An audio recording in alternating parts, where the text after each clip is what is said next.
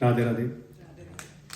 सर्वप्रथम मैं आप सबका आभारी हूँ, खास करके हमारे होस्ट का कि जिन्होंने हमें आने का यहाँ पे एक अनमोल ये अपॉर्चुनिटी दिया है कि क्योंकि है ना, इसमें हरि नाम संकीर्तन करना ये बहुत बहुत भाग्य का कार्य है।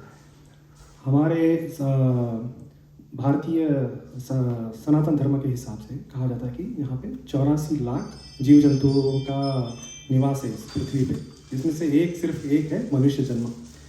मनुष्य जन्म ही ऐसा जन्म है जहाँ पे हम पुण्य पाप ये सब कार्य कर सकते हैं। अभी साधारण मान्यता ये है कि हम अपने जीवन में जितना पुण्य कार्य करेंगे उसके हिसाब से हमें फल मिलेगा। सो अब पुण्य कार्य करने का तरीका क्या है? कई कहते हैं कि भैया आप एक मंदिर में जाइए, दिया जलाइए, यहाँ पे नदी है वहाँ पे आप स्नान करिए, ये व्रत करिए। ये सब व्रत करने से हमें क्या मिलता है? पुण्य फल मिलता है। इस पुण्य फलम से ही हमारी जीवन सुख शांति और समृद्धि से जा सकती है, ऐसी मान्यता है। लेकिन हमारे गुरुजी का है ना पर्सपेक्टिव थोड़ा उल्टा है। वो कहते हैं कि ये जो हरिनाम संकीर्तन वो ही कर सकता है जिसके पास पुण्य है। ये हरि की बस की बात नहीं है। अगर आप ये प्रोग्राम करते हैं, रखते हैं, तो कई लोगों को उसी टाइम पे कुछ ना कुछ आपदा आती है जिसके कारण वो आ नहीं पाते हैं।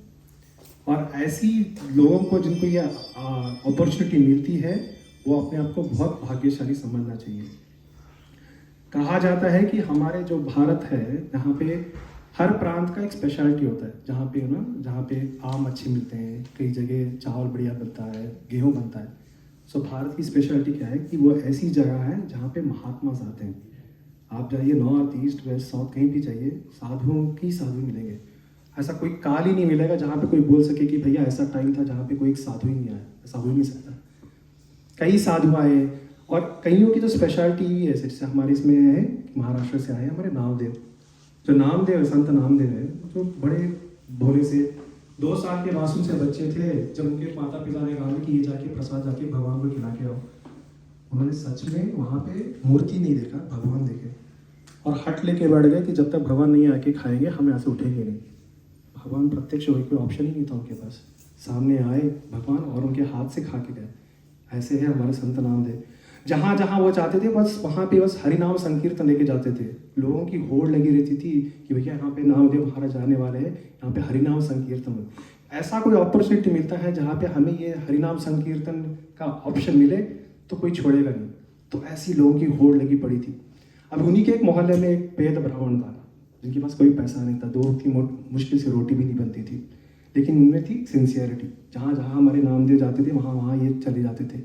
जहाँ जहाँ नामदेव अपने संकीर्तन कर रहे, सबसे आगे की प्रथम रो में बैठ के हरिनाम संकीर्तन करते थे। लेकिन उनके दिल में ये थी कि काश मेरी घर की जो व्यवस्था है सही हो जाए, काश हमारे पास इतने पैसे हो कि मुझे ये पैसे की चिंता छोड़ के मैं भगवान का नाम स्मरण कर सकूँ। नामदेव महाराज ये सब जानते थे, लेकिन क्या है ना कि कुछ के लिए थोड़ा बहुत कष्ट उठाना पड़ता है, थोड़ी हमारी शुद्धता के लिए। बात ऐसी चली कि उस सबको पता चला कि उस गांव में एक बड़े योगी आने वाले हैं। जैसी ये बात सबको पता चली कि एक महायोगी आने वाले हैं, सब लोग भाग के चले गए उनके पास, उनके दर्शन वगैरह करने के लिए। ये हमारे ब्राह्मण भी चले गए वहाँ पे, कर रहे हैं उनकी सेवा कर रहे हैं, लगातार सुबह शाम लेके बैठे। 1-2 महीना ये योगी थे, ये हमारे ब्राह्मण भी वहीं पर उनकी सेवा करते रहे। जाते जाते उनकी सिंसियरिटी देखे योगी बोले कि हम तुम्हारी सिंसियरिटी से बहुत प्रसन्न हुए, बताओ तुम्हें क्या चाहिए। तो पेद ब्राह्मण ने वही कहा, आचना लगाई, कहा कि महाराज हमारे पास खाने के लिए पैसे नहीं है, बच्चे भूखे सोते हैं, तो अगर आप इसके लिए हमारे कुछ एक आशीर्वाद अगर दे दे तो अच्छा हो जाएगा। तो योगी बोले बस इतनी सी बात है। उठाया एक पत्थर और उन्होंने एक मंत्र का जाप किया।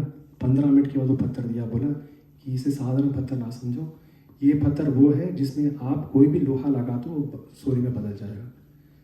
फिर ब्राह्मण बोला कि ये तो चमत्कार है भगवान, तो ये कैसे संभव है? तो बोले कि मैंने अपनी आजीवन योग का जो मैंने तपस किया है वो सब इस शक्ति इसमें डाल दी है, आप इसका प्रयोग उचित तरीके से करें। वेद ब्राह्मण को तो विश्वास ही नहीं हुआ कि ऐसा हो भी सकता है। सो जाते जाते जहाँ पे भी लोहा दिखा उठाया, उसने टच किया सोना। घर में गया, जितने भी बर्तन गिर्तन सब कुछ सोना में बनाना चालू कर दिया। देखते अब उसको पूरा विश्वास नहीं हुआ। वो जाके बेचने लगा सोनार के पास गया, इतना ऐसा सोना तो हमने देखा ही नहीं भाई, ये तो बढ़िया सोना कहाँ से लाया? तो उन्हें कुछ नहीं पता, बस हमें कहीं से मिला है, किसी एक महासेठ ने, एक बड़े सेठ ने हमें इसे दक्षिणा में दिया है। सो अभी घर में तो सब कुछ सोना बना, उनके घर की ये पूरी परिस्थिति बदल रही थी, हर जगह एकदम समृद्धि आ गई थी, हर एक के अच्छे अच्छे कपड़े, अच्छे अच्छे खाने की भोजन व्यवस्था सब बनने लगी थी। लेकिन अब प्रॉब्लम ये आ गया था कि जैसे जैसे उनकी समृद्धि बढ़ रही थी, उनका ध्यान अभी लक्ष्मी की तरफ था ज़्यादा, नारायण की तरफ कम हो गया। अब ये जो हमारे नामदेव जा रहे थे, हर जगह संकीर्तन करते, वो देख रहे थे और समझ रहे थे कि ये बंदा आ नहीं रहा है, कुछ चल रहा है। सो उन्होंने अपनी पत्नी से कहा कि एक बार जाके पूछ तो लो, भैया उनकी तबीयत ठीक नहीं है, क्या चल रहा है। सो कहीं उनकी पत्नी पूछताछ करने पता चला कि उनकी पत्नी ने कहा कि उनको एक ऐसा पत्थर मिला है जिसके बलबूते पे वो हर कुछ सोना बना रहे हैं। अभी तो वो इतने पागल हो गए कि हर वैद जी से आके पूछ रहे कि मुझे लोहा का बना दो, मुझे खुद सोना बनना है। ऐसा उनका पागलपन की सीमा चल गई थी। सो पत्नी ने आके बताया नामदेव महाराज को कि ऐसा चल रहा है, क्या करें। तो नामदेव ने एक काम करो, कहो कि हमारे घर में भी बहुत दरिद्रता है और वो पत्थर लेके सिर्फ एक शाम के लिए लेके आ जाओ। तो गए, पत्थर लेके आए, नामदेव महाराज लिए पत्थर और चल दिए घर से। अब पत्नी यहाँ पे घर पे प्रतीक्षा करी कि नामदेव महाराज का बैका हुआ है। नामदेव महाराज वहाँ से मंदिर चले गए, वहाँ पे अपना हरिनाम संकीर्तन करने लगे। यहाँ के पैद ब्राह्मण की पत्नी घर पे आके पूछने लगी पत्थर कहाँ है, पत्थर कहाँ है, पत्थर कहाँ है। बोले नहीं पता नहीं, नामदेव महाराज के पास है, जब आएगा तब हम लौटा देंगे। अब उनको टेंशन कि अब उनका पति जब आएगा तो क्या बोलेंगे आंसर। सो आखिर उनका पति आता है, पूछता है कि हमारी पूजा की ग्रह में तो ये पत्थर ही नहीं है, कहाँ गया। तो बोलती है कि नामदेव की पत्नी आके लेके गई। तो बहुत गुस्से के मूड में चले गए घर नामदेव के पास और सीधा उनका पकड़ा सीना और पकड़ा कि कहाँ है मेरा पत्थर, तुम बस नाम के ढोंगी हो, तुम कुछ करते नहीं हो, तुम्हें हमारे पैसों पे एक आग थी जिसके लिए तुमने ये सब सारा रचा है। नामदेव महाराज बोले एक पत्थर के लिए इतना क्यों सर फोड़ रहे हो। तो बोला नहीं, वही पत्थर है जो मेरी पूरी जीवन उसमें लगी है, उसके सिवा मैं जी नहीं सकता, खा नहीं सकता, सो नहीं सकता हूँ। सो नामदेव महाराज लेके सीधे चले गए और जहाँ पे वहाँ से बहती हुई नदी पे गए और वहाँ बहती हुई नदी में जाके बीच में जाके 20-25 पत्थर उठा के उनके सामने टपका दिया। बोले लो यही तुम्हारा पत्थर है। ये बोले पैर धुरा कि तुम पागल समझो क्या, हम में से कोई भी ऐसा पत्थर नहीं है जो ये हमारा पत्थर है। तो नामदेव बोला ये एक बार तुम ट्राई तो करो, टेस्ट करो। तो उन्होंने लिया लोहा, हर पत्थर पे वो लोग टच करते हर सोना में बदल रहा था। आश्चर्य हो गया। बोले एक योगी जिन्होंने अपनी जीवन काली की पूरी योगा का इसमें डाल दिया और एक पत्थर बना सके, आपने 25 तो ऐसे उठा के पटक दिए। नामदेव महाराज बोले पूरी दुनिया लक्ष्मी के पीछे पड़ी है और लक्ष्मी पड़ी है नारायण के साथ। अभी हम भगवान को जब याद करते हैं तो हम क्या कहते हैं, भगवान को कहते हैं कि उनका नाम क्या है, श्रीकांत, श्रीधर, श्रीनिवास, श्रीवत्सल, सारे के सारे श्री से जुड़े हुए। कहा जाता है भगवान भागवतम में जब श्री प्रकट हुई थी, जब लक्ष्मी का प्रकट हुआ था, एक तरफ देव देवता और दूसरी तरफ राक्षसगण सब लाइन में खड़े थे कि भैया एक बार तो हमारी तरफ आ जाए। लेकिन महालक्ष्मी किसी की तरफ नहीं गई, वो सीधे गई महाविष्णु के पास। जीवन काली में हम हर बार जाते हैं लक्ष्मी के शरण में, ये ना समझते हुए कि लक्ष्मी रहती है नारायण की जगह पे।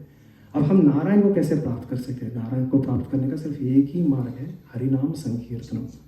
ये बहुत भाग्य की बात है जहाँ पे आप बैठे हो और आपको ऐसा एक अपॉर्चुनिटी मिलता है जहाँ पे आप हरिनाम संकीर्तन कर सकते हो। और वो उससे भी महाभाग्य है जब आपके साथ भगवान स्वयं बैठे हैं। और सबसे बड़ी भाग्य तब होती है जब हमारे साथ सब मिलके संकीर्तन करते हो। आज ऐसा एक बढ़िया सा अवकाश हमें हमारे होस्ट के कारण मिला है, जिसके प्रति हम बहुत बहुत हार्दिक धन्यवाद करते हैं। और एक घंटे के लिए हम ये हरिनाम स्मरण का जाप करेंगे। आप सबसे बस यही विनती है कि अगले आने वाले 1-1.5 घंटा बस आप ध्यान से भगवान को नमस्कार करते हुए करिए। आपके मन में जो भी कामनाएं हो, जो भी प्रॉब्लम वगैरह हो, डेफिनेटली आप भगवान के सामने रखिए।